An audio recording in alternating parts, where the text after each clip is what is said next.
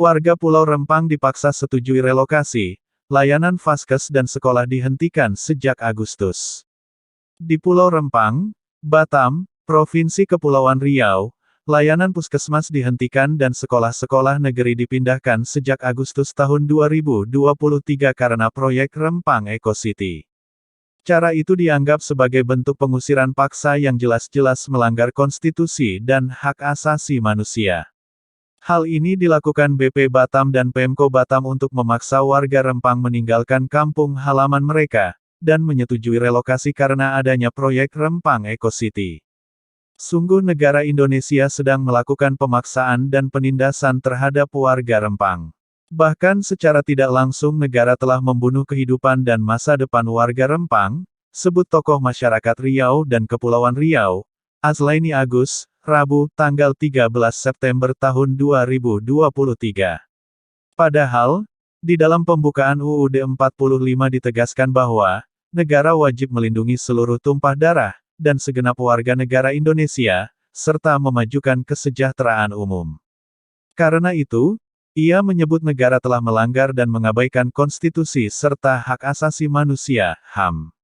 Dalam kasus Pulau Rempang, penguasa negara sudah mengabaikan amanah konstitusi tersebut, kata Azlaini Agus.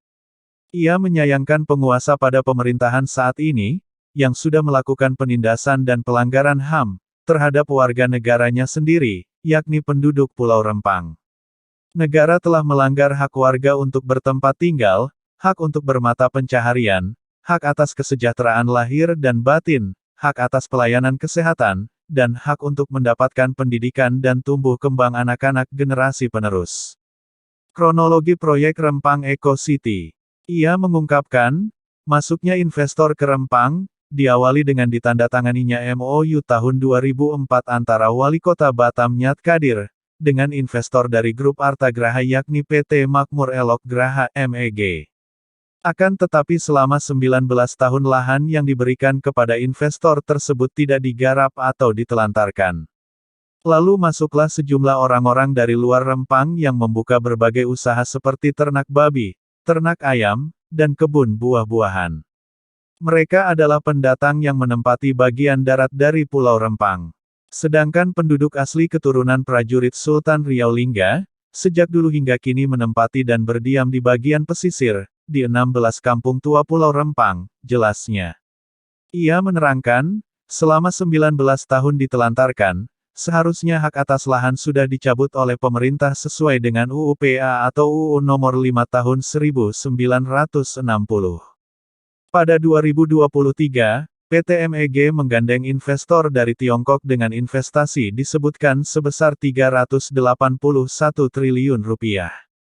Masuknya investor dari Tiongkok ini adalah hasil kunjungan Presiden RI ke negara tirai bambu itu akhir-akhir ini. Untuk megaproyek yang disebut Rempang Eco City nanti, BP Batam mengalokasikan tanah seluas 117.000 hektar. Berarti seluruh Pulau Galang yang luasnya 116.000 hektar, ditambah dengan pulau-pulau di sekitarnya seperti Pulau Galang dan lain-lain. Untuk itu seluruh penduduk Pulau Rempang, yang berdiam di 16 kampung tua, akan dipindahkan ke tempat lain, yang sampai saat ini tempat relokasi itu sama sekali belum dibangun, jelasnya. Warga Rempang tahu dari media sosial.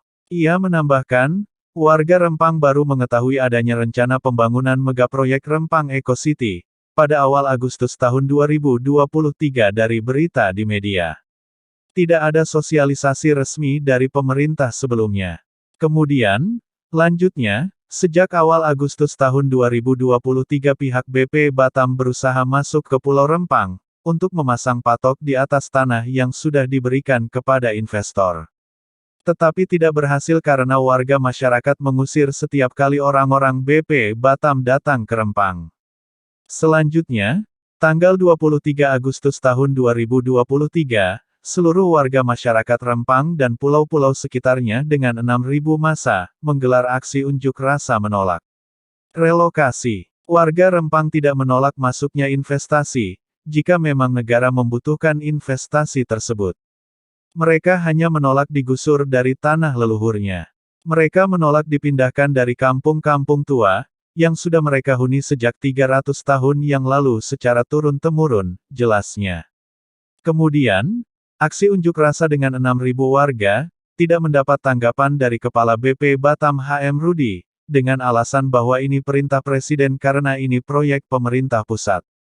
Pada tanggal 7 September tahun 2023, sebanyak 1.000 personil gabungan Polri, TNI, Satpol PP, dipimpin oleh Kapolresta Barelang, memaksa masuk ke Pulau Rempang, untuk memasang patok lahan investor.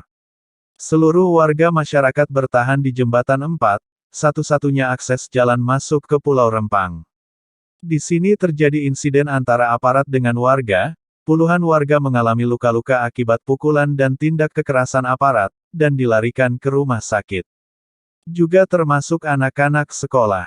Bahkan seorang bayi menjadi korban gas air mata, yang ditembakkan aparat secara membabi buta. Hari itu warga Rempang berduka. Usaha dan perjuangan mereka mempertahankan kampung halaman nenek moyang mereka gagal. Sekarang mereka tidak tahu harus kemana, ujarnya. Tempat relokasi belum dibangun. Menurut Azlaini, relokasi yang dijanjikan BP Batam sampai hari ini belum jelas bahkan sama sekali belum ada. Karena sarana prasarana relokasi pun sama sekali belum dibangun. Kemana 5.000 jiwa penduduk ini akan melanjutkan hidup dan kehidupan mereka? Ujarnya. Sementara itu Presiden Jokowi telah mengeluarkan instruksi kepada BP Batam dan aparat keamanan, bahwa tanggal 28 September tahun 2023, Pulau Rempang harus dikosongkan untuk dimulainya pembangunan investasi Rempang Eco City. Kemudian, pada tanggal 11 September tahun 2023, kembali warga menggelar aksi menolak relokasi, yang mengakibatkan lebih 30 orang warga Rempang dan peserta aksi, saat ini sedang ditahan di Mapolresta Barelang dan Mapolda Kepri. Sekarang ini seluruh masyarakat Melayu dari seluruh daerah di Indonesia seperti Riau, Kalimantan Barat, Bangka Belitung, Sumatera Utara dan lain-lain bahkan juga warga dari wilayah-wilayah lain sudah menyatakan dukungan kepada warga Rempang, pungkasnya. Jangan lupakan, dan tetaplah ingat kepada 6 pemuda beriman, pengawal ulama, yang tidak salah apa-apa, diculik, lalu disiksa dengan sadis dan kejam, kemudian dibantai tanpa belas kasihan, oleh segerombolan setan. Setelah itu, difitnah habis-habisan, kasus ini dikenal sebagai kasus KM50, yaitu, tragedi kemanusiaan paling biadab yang pernah terjadi di Indonesia. Senin tanggal 7 Desember tahun 2020 yang lalu. Allahu Akbar, Allahu Akbar, Allahu Akbar, Allahu Akbar, Allahu Akbar, Allahu Akbar, Allahu Akbar, Allahu Akbar, Allahu